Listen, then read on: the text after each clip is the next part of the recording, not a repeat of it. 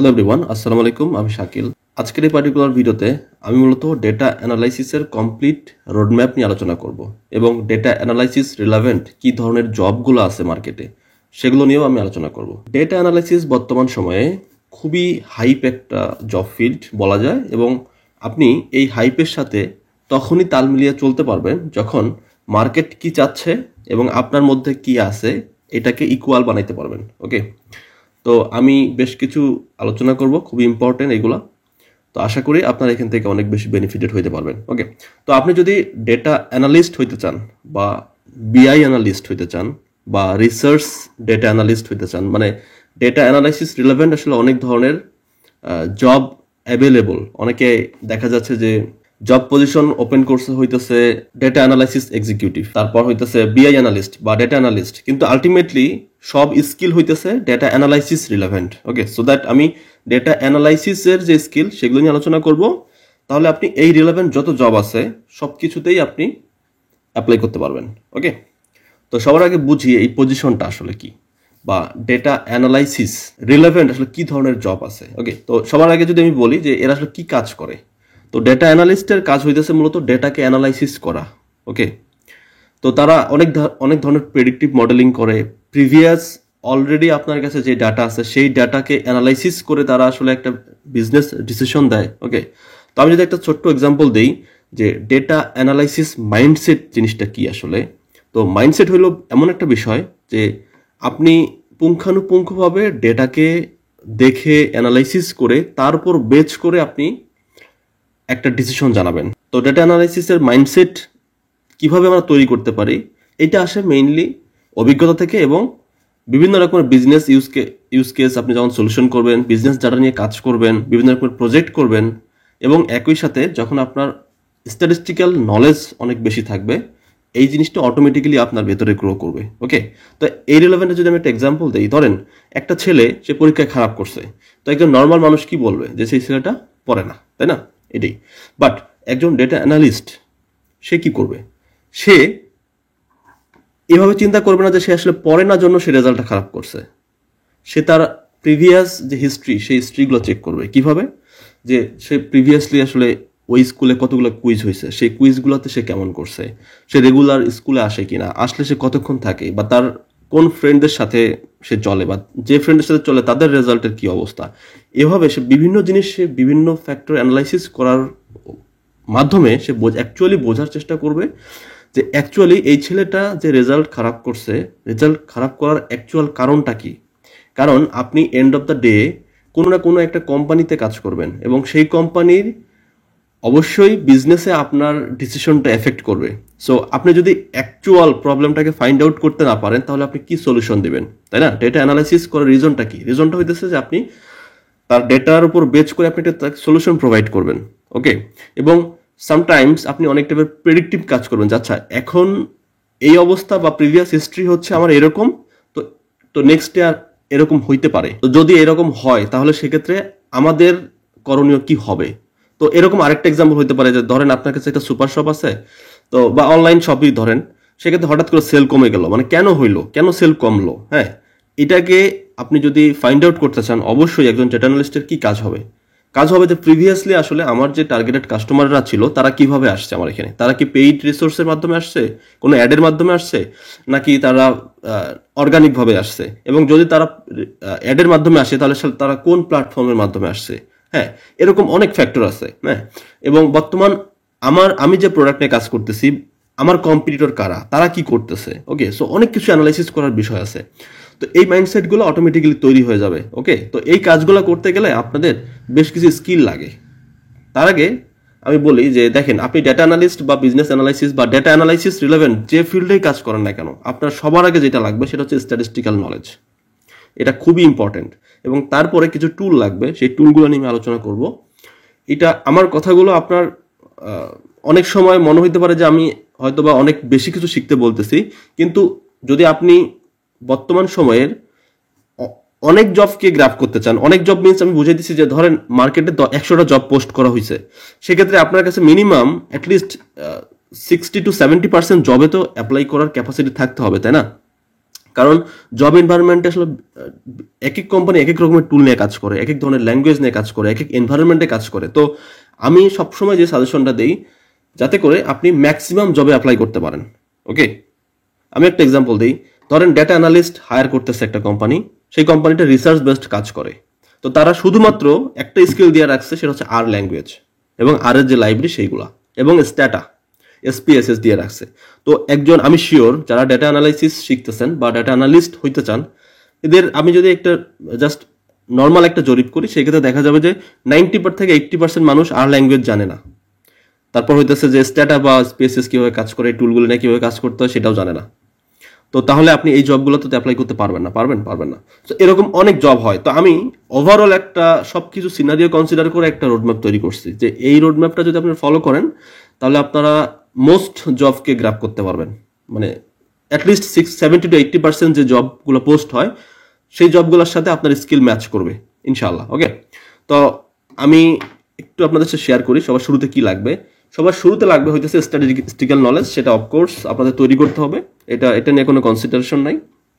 এবং তারপরে আপনার একটা জিনিস লাগবে, সেটা হচ্ছে কি, একটা প্রোগ্রামিং ল্যাঙ্গুয়েজ। দেখেন, programming language most of the জায়গায় দেখা যাচ্ছে যে এটা নেসেসারি হয় না, পাইথন আমি যেটাকে বলবো।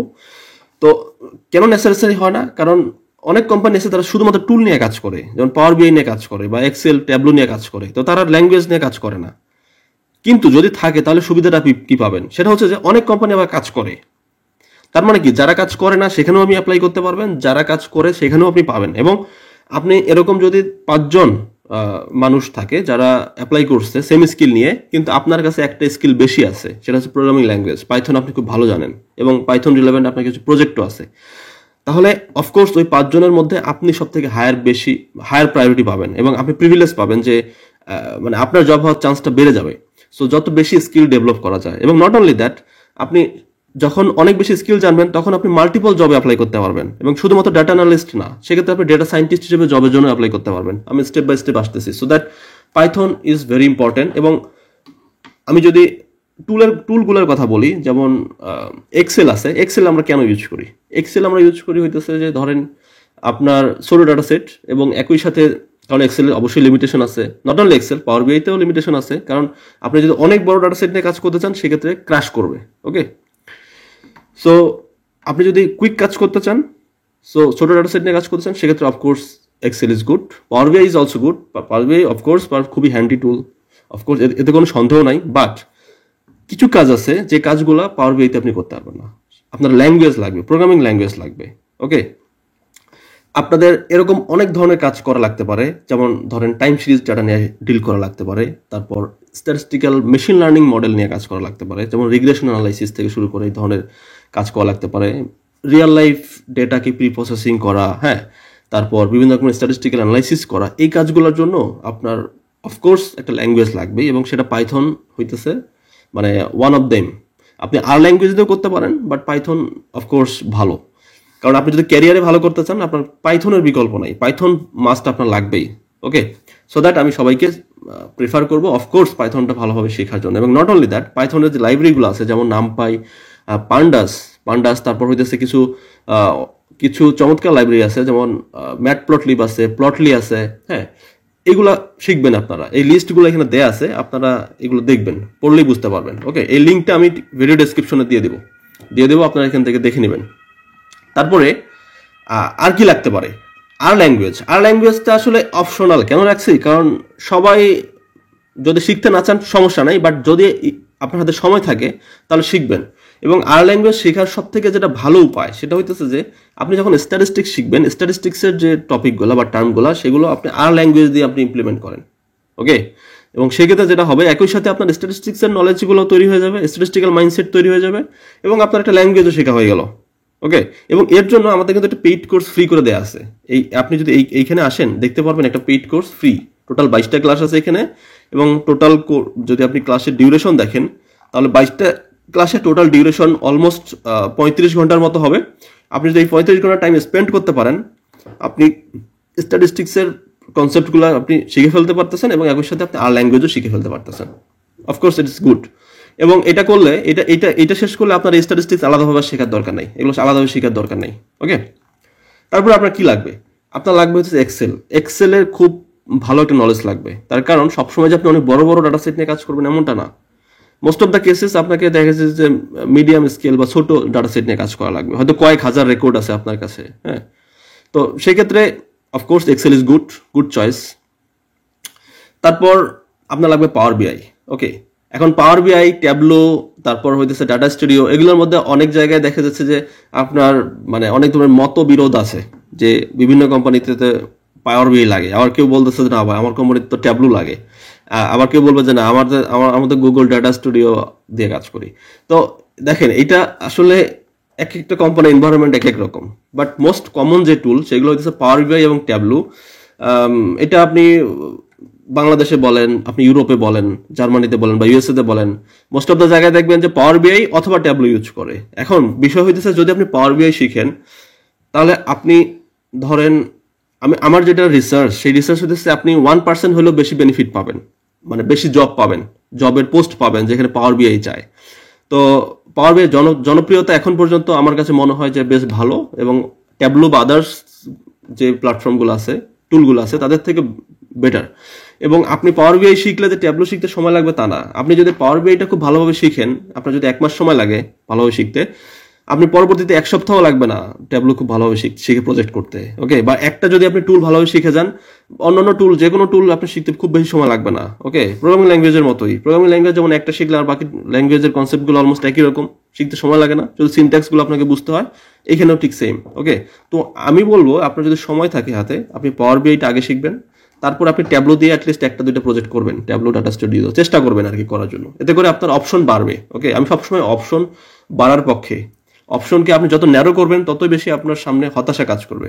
আপনি যত বেশি জানবেন আপনার সামনে অপরচুনিটি বেশি, এবং যারা আপনাকে রিক্রুট করবে তাদের ভিতরে কনফিডেন্স বেশি থাকবে যে না, আমি যাকে নিতেছি তার যেহেতু মাল্টিপল স্কিল আছে, ইট মিনস তাকে আমি পরবর্তীতে যদি অন্য একটা টুলের মাধ্যমে কোনো কাজ করতে দিই সে সেটাও পারবে। ওকে, কারণ এটা শুধু ওই কোম্পানির উপর ডিপেন্ড করে না, ওই কোম্পানির কিছু থার্ড পার্টি আছে যাদের ডাটা নিয়ে সে কাজ করে। ওকে, তো তাদেরও একটা রিকোয়ারমেন্ট থাকে অনেক সময় যে না আমার এই কাজটা তোমরা এটা দিয়ে করবা। সো অফকোর্স আপনার যদি মাল্টিপল স্কিল থাকে এটা অবশ্যই ভালো। ওকে, আর আরেকটা বিষয় হইতেছে, এটা আমার রিকমেন্ডেশন, সেটা হচ্ছে যে স্ট্যাটিস্টিক্যাল মেশিন লার্নিং যে টেকনিকগুলো আছে, যেমন ধরেন বিভিন্ন রকমের স্ট্যাটিস্টিক্যাল মডেল আছে যেগুলো ইউজ করে আমরা মেশিন লার্নিং এর কাজ করি, যেমন লিনিয়ার রিগ্রেশন, তারপর logistic regression, support vector machine, তারপর ডিসিশন ট্রি, র্যান্ডম ফরেস্ট। এই যে বেসিক আপনার স্ট্যাটিস্টিক্যাল মেশিন লার্নিং অ্যালগরিদমগুলো আছে এগুলো জানা থাকা অবশ্যই ভালো আপনার জন্য। ওকে, ডাটা অ্যানালাইসিস এই ফিল্ডটাতে ডাটা অ্যানালাইটিক্সেরও আসলে অনেক ইম্পর্টেন্স আছে। ওকে, সো প্রেডিক্টিভ যদি কোনো কাজ করতে চান অফকোর্স সেই ক্ষেত্রে আপনার স্ট্যাটিস্টিক্যাল মেশিন লার্নিং এর কনসেপ্ট লাগবে। ওকে, এবং এটা আপনার সিভিটাকেও ভারী করবে। ওকে, যদিও আপনার একটা জবে স্ট্যাটিস্টিক্যাল মেশিন লার্নিং হয়তো লাগতেছে না, বাট যখন আপনার সিভিটা তার সামনে যাবে, কম্পেয়ার করবে অন্য সিভির সাথে, তখন যখন দেখবে আপনি স্ট্যাটিস্টিক্যাল মেশিন লার্নিংও জানেন, ইট মিনস আপনার আরো বেশি ক্যাপাবিলিটি আছে ডেটা নিয়ে কাজ করার। ওকে, সো এটা অবশ্যই ভালো। এবং আরেকটা জিনিস লাগবে যেটা হচ্ছে অ্যান্টিবায়োটিকের মতো, সেটা হচ্ছে এসকিউএল আপনি ডাটা অ্যানালিস্ট হইতে চান, সায়েন্টিস্ট হইতে চান, এমএল ইঞ্জিনিয়ার, হোয়াট এভার, মানে আপনি যে ফিল্ডে কাজ করতে চান না কেন আপনার এসকিউএল লাগবেই। কারণ কি? তার কারণ হইতেছে যে আপনার তো ডেটা মানে most of the cases database থেকে নিয়ে আসতে হবে, তাই না? তো ডাটাবেস থেকে যদি ডাটা নিয়ে আসতে চান, বা আপনি ক্লাউড প্ল্যাটফর্ম, আপনি যে প্ল্যাটফর্মে কাজ করেন না কেন, normally most of the cases আপনি হয়তো কোনো রিলেশনাল ডাটাবেসের সাথে কাজ করবেন। তো ডাটাকে ফেচ করা, ডাটাকে নিয়ে সেই ডাটা পরবর্তীতে হ্যান্ডেল, মানে সেটা দিয়ে প্রিপ্রসেস করে তারপর আপনি ডাটাকে অ্যানালাইসিস করা, এক্ষেত্রে একটা খুব ইম্পর্টেন্ট পার্ট হইতেছে ডাটাবেজ স্কিল। সো এসকিউএল হইতেছে খুব ভালো একটা ল্যাঙ্গুয়েজ যেটা দিয়ে আপনি রিলেশনাল ডাটাবেজের সাথে আপনি কথাবার্তা বলতে পারবেন। সো রিলেশনাল ডাটাবেজের সাথে ইন্টারাকশন করতে গেলে আপনাকে এসকিউএল জানতেই হবে, এবং এসকিউএল ছাড়া কোনো বিকল্প নাই। এবং ডাটা অ্যানালিস্ট হিসাবে আপনার খুব বেশি অ্যাডভান্স যে লাগবে তা না, আপনার বেসিক যে জিনিসগুলো আছে, বিভিন্ন রকম উইন্ডো ফাংশন, তারপর হইতেছে বিভিন্ন রকমের যে জয়েন্টস গুলো আছে, তারপর বিভিন্ন রকমের বেসিক টপিক গুলো আছে, এগুলো শিখলেই হবে। তো এসকিউএল অবশ্যই শিখতে হবে, এবং সব থেকে বেশি করতে হবে সেটা হচ্ছে কি প্রজেক্ট। আপনাকে মিনিমাম কয়েকটা 4-5টা প্রজেক্ট করতে হবে, খুব ভালো ভালো প্রজেক্ট। সেক্ষেত্রে যেটা হবে আপনি ধরেন একটা প্রজেক্ট করলেন পাইথন দিয়ে, আরেকটা প্রজেক্ট করলেন হইতেছে যে ট্যাবলো দিয়ে, হ্যাঁ, তারপর আরেকটা করলেন আপনি পাওয়ার বিআই দিয়ে, আরেকটা করলেন আপনি এক্সেল দিয়ে। হ্যাঁ, এক্সেল দিয়েও কিন্তু খুব ভালোভাবে কাজ করা যায়। ওকে, আমি জানি না আপনারা কতজন এক্সেল সম্পর্কে ধারণা রাখেন, but Excel is like very popular data analysis ফিল্ডে। ওকে, তো এটা করলে যেটা হবে, আপনার যে মাল্টিপল ফিল্ডে আপনার নলেজ আছে, এটা মানে এটা যে হায়ার করবে হায়ারিং ম্যানেজার, তার সামনে ক্লিয়ার হয়ে যাবে ব্যাপারটা। তো সেক্ষেত্রে আপনার জব পাওয়ার চান্সটা বেশি। ওকে, তো আমি যে রিয়ালিটি সেটা আমি বলি।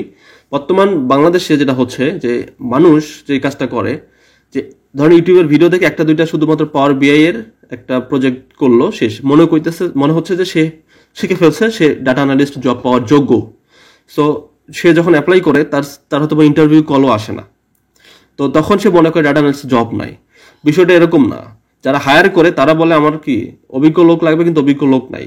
তো আপনাকে তো একটা ফুল প্যাকেজ জানতে হবে, তাই না? মানে শুধুমাত্র একটা টুল দেখে দেখে ইউটিউবে একটা দুটো প্রজেক্ট করছেন, এটাকে তো মানে ডাটা অ্যানালাইসিস বলে না। ডাটা অ্যানালাইসিসের যে মাইন্ডসেট, সেই মাইন্ডসেটটা তো আপনাকে তৈরি করতে হবে। ওকে, দিস ইজ ভেরি ইম্পর্টেন্ট। কারণ আপনি যদি ডাটা অ্যানালাইসিসের মাইন্ডসেট না থাকে, তাহলে তো আপনি একটা প্রবলেম নিয়ে ডিল করতে পারবেন না। একটা প্রবলেম নিয়ে ডিল করতে গেলে আপনার যে স্ট্যাটিস্টিক্যাল নলেজ লাগবে, সেই নলেজটাও তো আপনার মাঝে থাকতে হবে, তাই না? তো আমি আশা করি আপনারা যদি এই গাইডলাইনগুলো ফলো করেন, তাহলে অ্যাটলিস্ট আপনাদের 6 থেকে 8 মাস সময় দিলে আপনি খুব ভালো একটা স্কিল ডেভেলপ করতে পারবেন, এবং একই সাথে আপনি জবের জন্য প্রিপেয়ার হয়ে যাবেন। ওকে, তো আমার এই ভিডিও থেকে যদি আপনি বেনিফিট পেয়ে থাকেন, তাহলে অবশ্যই কমেন্টে জানাবেন। ওকে, আমি যে কথাগুলো বললাম এটা সম্পূর্ণই আমার বাস্তব অভিজ্ঞতা থেকে বলতেছি। এটাই মার্কেট এইভাবেই চলতেছে। ওকে, তো ডাটা অ্যানালিস্ট বাদেও যদি আপনি অন্যান্য জবে ইন্টারেস্টেড থাকেন, সেই জবের লিস্টগুলো এখানে দেওয়া আছে, আপনি সেটা পড়তে চাইলে সেটাও পড়তে পারেন, অন্যান্য জব ফিল্ডে কি হচ্ছে। ওকে, তো সব থেকে যেটা আরেকটা মানে পজিটিভ সাইড, সেটা হইতেছে যদি আপনার ডাটা অ্যানালাইসিসের নলেজ থাকে, এখানে শুধুমাত্র আপনি মেশিন লার্নিং এর যে স্কিলটা অ্যাড করেন খুব ভালোভাবে, তো সেক্ষেত্রে আপনি ডাটা সায়েন্টিস্টের জবের জন্য আপনি অ্যাপ্লাই করতে পারবেন। ওকে, আপনি যদি অন্য কোনো জব সম্পর্কে জানতে চান, সেক্ষেত্রে আপনি কমেন্টে জানাতে পারেন, আমি চেষ্টা করবো সেই টপিক নিয়ে ভিডিও বানানোর জন্য।